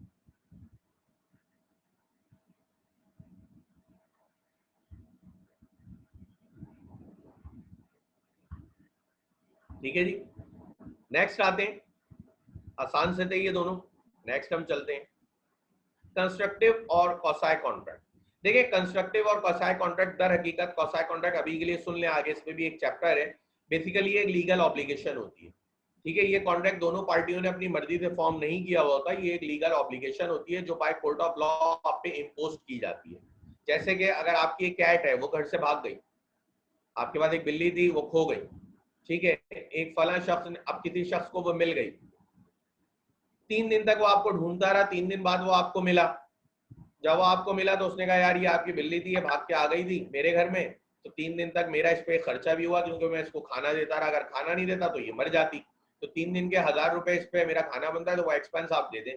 तो दर हकीकत आपके और उसके बीच में कोई ऐसा कॉन्ट्रैक्ट नहीं हुआ था कि वो आपकी जो कैट खोई है उसको खाना वगैरह देगा, उसको सर्वाइवल के लिए उसको फूड प्रोवाइड करेगा, लेकिन क्योंकि उसने किया है तो अब ये एक कॉसाई कॉन्ट्रैक्ट है, आपके ऊपर एक लीगल ऑब्लिगेशन आ गई है, एक कानूनी जिम्मेदारी आ गई है कि आप जो है उसको पेमेंट करें 1000 रुपए और फिर कैट लें, ठीक है। तो ये दर हकीकत एक कॉसाई कॉन्ट्रैक्ट, ये कंस्ट्रक्टिव कॉन्ट्रैक्ट कहलाता है कि आप पे लीगल ऑब्लिगेशन इम्पोज्ड हो रही है, जो कि दोनों पार्टियों की विलिंग नहीं थी, लेकिन आपकी विल बिल्कुल भी नहीं थी, ना सामने वाले की थी, इत्तेफाक से उसे कैट मिली, उसने एक इंसानियत के नाते उसको खाना खिला के रखा, तो ये आपके ऊपर एक लीगल ऑब्लिगेशन आ गई है कि आप उसको पेमेंट करें। ऐसे कॉन्ट्रैक्ट कंस्ट्रक्टिव कॉन्ट्रैक्ट कहलाते हैं या कॉसाई कॉन्ट्रैक्ट कहलाते हैं,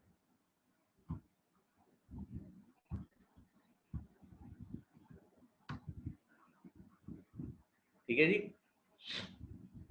अब आ जाए मजीद, आपके पास काइंड है एग्जीक्यूशन, एग्जीक्यूशन मतलब परफॉर्मेंस, कॉन्ट्रैक्ट परफॉर्म करने के पॉइंट ऑफ व्यू से, पूरा करने के, एग्जीक्यूटेड और एग्जीक्यूटरी।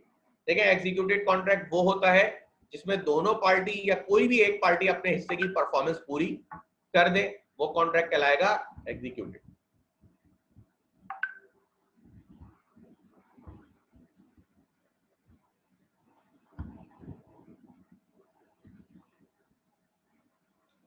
सर ये बस एंड है, आखिरी 2 हेडिंग दें ताकि आपका चैप्टर ये कंप्लीट हो जाए, फिर मैं एंड कर रहा हूँ क्लास। एग्जीक्यूटेड कॉन्ट्रैक्ट क्या होता है? दोनों पार्टियां अपने हिस्से की जो परफॉर्मेंस है, या कोई भी एक पार्टी अपने हिस्से की परफॉर्मेंस कर दे। फॉर एग्जांपल, आप मिस्टर ए मिस्टर बी के पास कार परचेज करने गए, मिस्टर ए ने उनको पेमेंट कर दी पूरी कंप्लीट, लेकिन कार अब तक डिलीवर्ड नहीं हुई है, ये कॉन्ट्रैक्ट कहलाएगा एग्जीक्यूटेड कॉन्ट्रैक्ट, क्योंकि एक पार्टी अपने हिस्से की परफॉर्मेंस पूरी कर चुकी। ठीक है, अगर ऐसा हो कि उन्होंने पैसे दिए और उसी वक्त कार लेकर आ गए, तो भी एग्जीक्यूटेड है। कि दोनों पार्टियां अपने हिस्से की परफॉर्मेंस पूरी कर चुकी हैं, तो भी ये एग्जीक्यूटेड कॉन्ट्रैक्ट है, भले कोई एक या दो। एग्जीक्यूटरी क्या होता है? एग्जीक्यूटरी होता है कि भाई दोनों पार्टियों के हिस्से की परफॉर्मेंस रह जाए, भले थोड़ी थोड़ी रह जाए, लेकिन दोनों पार्टियों के हिस्से से कोई ना कोई परफॉर्मेंस रहती हो। एक तो ये है कि आपका फ्यूचर कॉन्ट्रैक्ट हुआ है, आपने कॉन्ट्रैक्ट करा हुआ है, आज तारीख है फॉर एग्जाम्पल 27 अगस्त, आपने कॉन्ट्रैक्ट करा है कि 10 सितंबर को मैं आपको 100 बैग्स ऑफ शुगर डिलीवर करूंगा और आपसे पेमेंट वसूल करूंगा। तो दोनों ने एक कॉन्ट्रैक्ट फ्यूचर डेट पे करा हुआ है कि जब आप डिलीवर करेंगे 10 सितंबर को, तो 10 सितंबर को ही आप पेमेंट लेंगे। ये बेसिकली एक फ्यूचर कॉन्ट्रैक्ट हो गया। ठीक है, मतलब ये एग्जीक्यूटरी है, दोनों पार्टियों की हिस्से की पूरी परफॉर्मेंस बाकी है। एग्जीक्यूटरी में मजीद आप आ जाए किस तरह से? आप एक कार परचेज करने गए, ठीक है, आपने उनको पेमेंट करी एडवांस, कंप्लीट पेमेंट नहीं करी, और कार की डिलीवरी आपने अभी नहीं ली, आपने कहा बाकी मैं सेल डीड बनवा कर लाता हूं और फिर आपसे कार की डिलीवरी लेता हूं। ठीक है, या आपने पूरी पेमेंट भी कर दी, आपने कहा अभी मैं कार की सेल डीड बनवा कर ला रहा हूं और फिर आपसे मैं कार की डिलीवरी लूंगा। ये भी एग्जीक्यूटरी कॉन्ट्रैक्ट है, क्योंकि आपके हिस्से में भी एक परफॉर्मेंस रिमेनिंग है, कार की डीड बनवाना, सेल डीड बनवाना, और उसके हिस्से में भी परफॉर्मेंस रिमेनिंग है, कार की डिलीवरी करना, तो ये भी एक एग्जीक्यूटरी है। अगर दोनों में से कोई एक पार्टी में अपने हिस्से की परफॉर्मेंस कर दे तो वो कहलाती है एग्जीक्यूटेड, कंप्लीट परफॉर्मेंस करे, या दोनों में से कोई एक पार्टी कंप्लीट कर दे या दोनों ही कंप्लीट परफॉर्मेंस कर दें तो वो एग्जीक्यूटेड है। लेकिन अगर दोनों में से कोई, दोनों की परफॉर्मेंस या तो पूरी रह जाए या थोड़ी थोड़ी भी रह जाए, रिमेनिंग हो, तो वो कहलाता है एग्जीक्यूटरी कॉन्ट्रैक्ट। यहाँ पे आके आपका पहला चैप्टर एंड हो गया है। मेरा नंबर आपने नोट कर लिया, आप लोग मुझे मैसेज कर दें ताकि आज ही मैं आप लोगों को स्लाइड ये भेज दूं, पीडीएफ इसका, और आप लोग इसको पढ़ के आइएगा। कल अगर कोई सवाल हो तो कल की क्लास में स्टार्ट में ही इससे लिंक सवाल पूछ लिएगा। ठीक है, प्रॉब्लम्स को कैरी नहीं करिएगा, प्रॉब्लम्स को क्लियर करते हुए चलिएगा। ठीक है, तो ये तमाम चीजें आप क्लियर करते हुए चलें। अच्छा, रिकॉर्डेड लेक्चर जो होते हैं ये मेरे ख्याल से क्लाउड पे ऑलरेडी रिकॉर्ड हो रहे हैं, तो ये आपकी लाइन जो आईडी होगी लॉगिन, उस पर आपको अवेलेबल होंगे। ठीक है, तो मैसेज आप लोग लाजमी कर दिएगा ताकि मैं आज ही आपको शेयर करा दूं, क्योंकि इसको लाजमी पढ़कर आइएगा। मैंने पहले भी कहा था, मैं फिर कह रहा हूं, और मैं हर सेशन में कहता हूं, लेकिन स्टूडेंट जो इस बात को मानते नहीं है कि अगर वो साथ साथ इसको पढ़ते रहेंगे तो ये बड़ा आसान हो जाता है, लेकिन उनकी आदत होती है वो बिल्कुल एंड में ही पढ़ने बैठते हैं और फिर परेशान होकर बैठे हुए होते हैं, फिर उसमें से कुछ फेल हो जाते हैं और कुछ पास हो जाते हैं। ठीक है, तो ये चीज है। अगर आज की क्लास से किसी को कुछ पूछना है तो वो बता दें। सर सबके लोड हो रहे हैं बट आपके लोड नहीं हो रहे, ऐसा नहीं है, मेरी एक ही क्लास हुई है तो वो एक लेक्चर लोड हुआ है उसके ऊपर। कॉसाई कॉन्ट्रैक्ट में रिपीट कर देता हूँ, और कंस्ट्रक्टिव कॉन्ट्रैक्ट भी वही होता है। ठीक है सर, टैक्स को छोड़ दें, टैक्स लॉ अलग है, टैक्स की बात नहीं करें, टैक्स लॉ अलग है। ठीक है, हम मर्केंटाइल लॉ पढ़ लें। कॉसाई कॉन्ट्रैक्ट रिपीट कर दें। कॉसाई कॉन्ट्रैक्ट आप पे दर हकीकत एक लीगल ऑब्लिगेशन होती है कि आपके ऊपर, आपने चाह के कॉन्ट्रैक्ट नहीं करा होता, लेकिन एक लीगल ऑब्लिगेशन होती है किसी के साथ कोई नाजायज चीज ना हो जाए, इसलिए लॉ जो है एक लीगल ऑब्लिगेशन आप पे इम्पोज करता है। जैसे कि मैंने आपको बताया ना, एक शख्स ने आपकी कैट दी, उसको रोक रखा अपने पास 3 दिन और फिर आपके पास लाया और आपको दे रहा है, अब उसका कुछ खर्चा हुआ है, अगर लॉ आप पे ये इम्पोज नहीं करे तो उस बेचारे का तो नुकसान हो गया। ठीक है, उस बेचारे का नुकसान हो गया, तो इस वजह से लॉ ने उस पर इम्पोज करता है ऑब्लिगेशन, और वो ऑब्लिगेशन इम्पोज करना दर हकीकत कॉसाई कॉन्ट्रैक्ट कहलाती है कि लॉ कहता है कि आप इसको पेमेंट करें। तो ये आंसर हो गया। फिर इसके बाद एग्जीक्यूटरी कॉन्ट्रैक्ट की एग्जांपल बता दें। सर एग्जीक्यूटरी कॉन्ट्रैक्ट मैंने आपको बताया ना, आप किसी को अगर कार परचेज करने जा रहे, आपको आपने कहा कि मैं 10 सितंबर को आपको शुगर बैग्स डिलीवर्ड करूंगा और 10 सितंबर को पेमेंट लूंगा, लेकिन आज कॉन्ट्रैक्ट कर रहे हैं आप 27 अगस्त को, तो ये बेसिकली एक एग्जीक्यूटरी कॉन्ट्रैक्ट है कि आप फ्यूचर में कर रहे हैं। या अगर आप में से किसी एक की भी आधी, आपने उसको एडवांस पेमेंट कर दी, सॉरी उसने आपको एडवांस पेमेंट कर दी, बाकी की पेमेंट नहीं करी, उसने कहा बाकी की पेमेंट जब आप डिलीवरी करेंगे 10 सितंबर को मैं तब करूंगा, तो ये भी एक एग्जीक्यूटरी कॉन्ट्रैक्ट है कि उसके हिस्से की भी परफॉर्मेंस आधी बाकी थी। अगर दोनों पार्टियां अपने हिस्से की परफॉर्मेंस या कोई भी एक पार्टी पूरी परफॉर्मेंस कर दे तो वो एग्जीक्यूटेड होता है, अदरवाइज वो एग्जीक्यूटरी कॉन्ट्रैक्ट पे चला जाता है।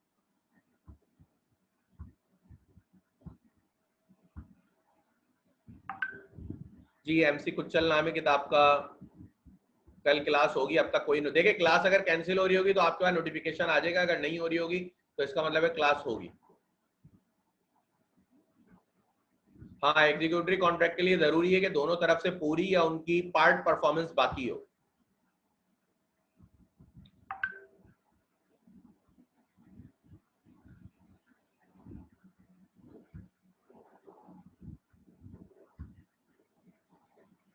लास्ट टू हेडिंग्स एग्जीक्यूटरी और एग्जीक्यूटेड थिंग मैं आपको रिपीट कर देता हूं। एग्जीक्यूटेड कॉन्ट्रैक्ट कौन सा कॉन्ट्रैक्ट होता है? जिसमें दोनों पार्टियां या कोई भी एक पार्टी अपने हिस्से की परफॉर्मेंस पूरी कर चुकी हो। और एग्जीक्यूटरी कॉन्ट्रैक्ट है जिसमें दोनों पार्टी या कोई भी एक दोनों पार्टियों की पार्ट परफॉर्मेंस बाकी हो या पूरी ही परफॉर्मेंस बाकी हो, वो एग्जीक्यूटरी कॉन्ट्रैक्ट होता है। सर अगर किसी चीज की ट्रेडिंग कर रहे हैं और एडवांस भी ले लिया गया है लेकिन सब्जेक्ट डिस्ट्रॉय हो गया तो एडवांस पेमेंट 100% देना होगी, वो तो ऑब्लिगेट होगा। हाँ बिल्कुल आपको देना होगी। सब्जेक्ट डिस्ट्रॉय हो गया, वाइड हो गया, रिस्टोरेशन ऑफ बेनिफिट होगा, बिल्कुल वापस देनी होगी। अगर आपकी सर फर्स्ट क्लास है तो अब इसमें हमारी गलती नहीं है, आप उसको रिकॉर्डेड लेक्चर को देख लीजिएगा। एग्जीक्यूटेड कॉन्ट्रैक्ट से पहले वाली हेडिंग बता दें। एक मिनट, पहले वाली हेडिंग कौन सी थी?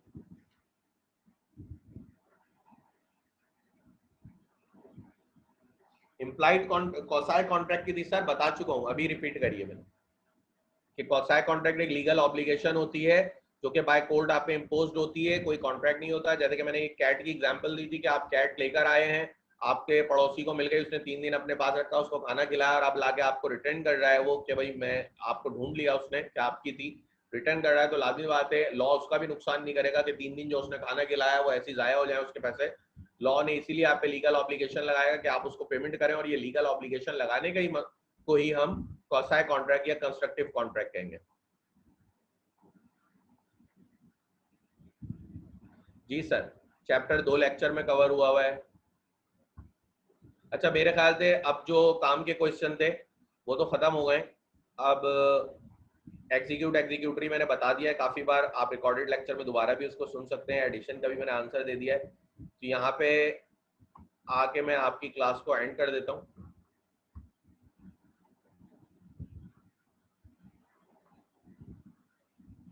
ठीक है जी, अल्लाह हाफिज, कल मुलाकात होती है आप लोगों से।